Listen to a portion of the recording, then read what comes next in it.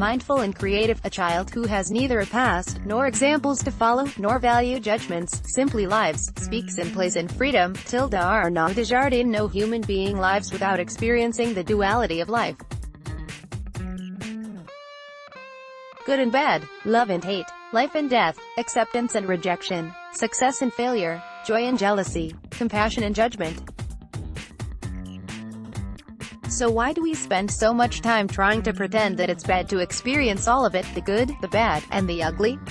Even our weathermen and women tell us it's going to be a bad day because it's raining or snowing. I mean, come on. The earth rejoices when it rains. Snow is a natural part of our ecosystem. Why do we try so hard to suppress the difficult feelings and experiences in our lives? Because our brains are wired that way? Because we were traumatized? Because our parents, teachers, and God knows who else told us to? Does it really matter, as we heal, who, where, and why? I remember the first time I heard the quote, "Thoughts are things." I knew instantly that if that was true, I was in trouble because I had a lot of thoughts I wasn't proud of and never voiced out loud. I was taught at a very young age not to rock the boat or be too dramatic, and the worst, your mom is unhappy because of you kids. Yikes. So, when things got bad at home or at school or at church, they got stuffed. In me, in my heart, in my gut and in my head. On the outside I looked fine. Cute, bubbly, artistic, smart. But on the inside I was scared, confused, and anxious, and did not have a clue how to interact comfortably with people. I tried really hard, unsuccessfully, to fit in. Luckily, I had the outlet of art. I drew, I painted, I sewed, I made batiks, whatever I could get my hands on in the art department at the Catholic high school I went to, or whatever my mom would let me touch at home. She was an amazing seamstress, but, with 8 kids, had neither the time nor patience to teach me. Luckily I'm old enough that we had home ed in high school, so I learned to sew well enough that my mom would let me use her sewing machine. Being creative got me through high school and into college with no major consequences.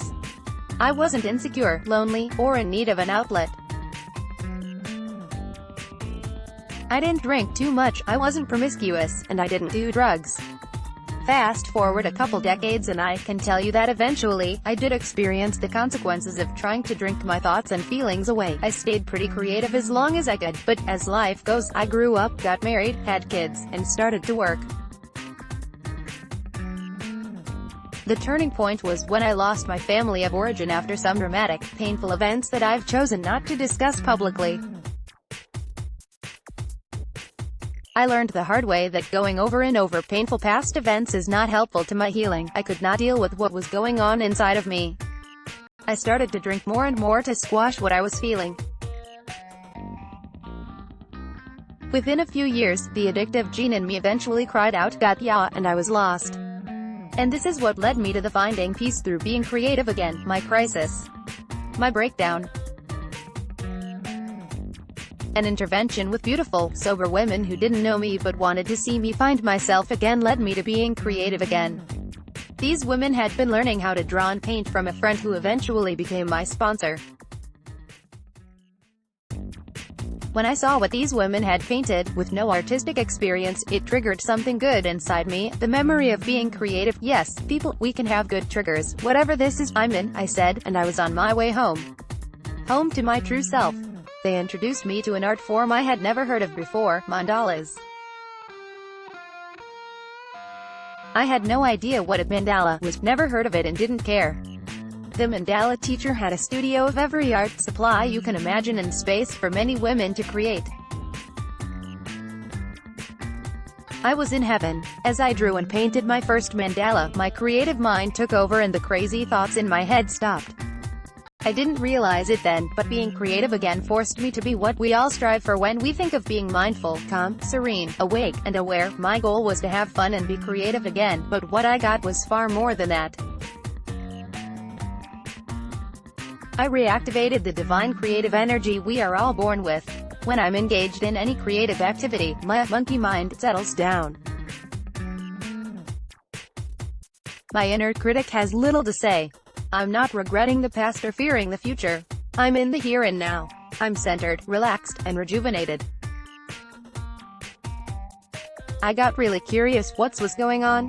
Why had engaging in creative endeavors become so significant in my life? Why did it feel like that had been the single most important thing in my healing, after being sober, that is? The interconnectedness of creativity and mindfulness. So began my research into creativity and mindfulness. I discovered that Carl Jung used art therapy with his patients. He encouraged the spontaneous drawing of mandalas. He believed that by just letting his patients draw with no interference, they would heal things in their psyche without even knowing it. Most mandalas have an intuitive, irrational character and, through their symbolical content, exert a retroactive influence on the unconscious. They therefore possess a magical significance, like icons, whose possible efficacy was never consciously felt by the patient. Carl Jung. I stumbled upon a new book about the power of doodling called The Doodle Revolution, by Suni Brown. In her book, Suni cites a lot of very famous people who use doodling to help them think better and retain information. She challenges all the parents, teachers, and bosses who say, "Stop doodling. Get serious. Grow up." There is no such thing as a mindless doodle, according to Suni. CNN reports creative activities impact the body in a way similar to meditation. It's like yoga for your brain. This was also about the time that adult coloring became a billion-dollar industry. Why are millions of adults coloring? I wondered. The more research I did, the more obvious it became. Our society is craving sanity. Coloring reminds us all of the days of childhood when it was okay to pick up crayons and zone out for a bit. Having adult coloring books has given millions permission to stop color and find peace. What I personally experienced while being creative was mindfulness. My brain was quiet yet active while painting, collaging, sewing, drawing, coloring, baking, and crafting. Being creative somehow taught me the skill, if you will, of paying attention to me, of being mindful. As it turns out, when you are being creative, you are using both your creative self and your analytical self, your left and right brain hemispheres at the same time. This not only quiets your mind, it engages it. You are creating without angst. It kind of just happens. My creative self was reawakened. I was allowing myself to be me, to feel me. Having something creative in the wings became important, something to look forward to. Downtime became fun instead of something I dreaded. This is not to say that being mindful instantly became an easy process for all the other times when I was not doing something creative. Having gone through some pretty traumatic years, it was normal for thoughts of dread, unworthiness, sadness, and shame to rumble through my mind, like the undercurrent of a river, when I was engaged in mundane activities. Being alone, cleaning, cooking, doing laundry, doing bills, and working was still wrought with angst and despair. I began to yearn for that calm, serene mindfulness I felt while being creative at all times in my life, so I engaged in more creative activities and hung out with people who were on the same path of healing. I began to create a new family of people who supported and loved me. I found and became active in a spiritual home. I started to naturally attract friends on the same path of becoming more creative, more mindful, more spiritual, more compassionate, and successful in all areas of life. I read The Power of Now by Eckhart Tolle and learned how important it is to notice it all, the good, the bad, and the ugly. Wherever you are, be there totally. If you find your here and now intolerable and it makes you unhappy, you have 3 options: remove yourself from the situation, change it, or accept it totally. If you want to take responsibility for your life, you must choose one of those 3 options, and you must choose now. Then accept the consequences. Eckhart Tolle. Wow, it's okay to have bad thoughts. It's actually normal. It's hard. And I learned that it's my responsibility alone how to handle it. I've subscribed to helpful blogs like tinybuddha.com and mindful.org. I started doing Bikram, hot yoga.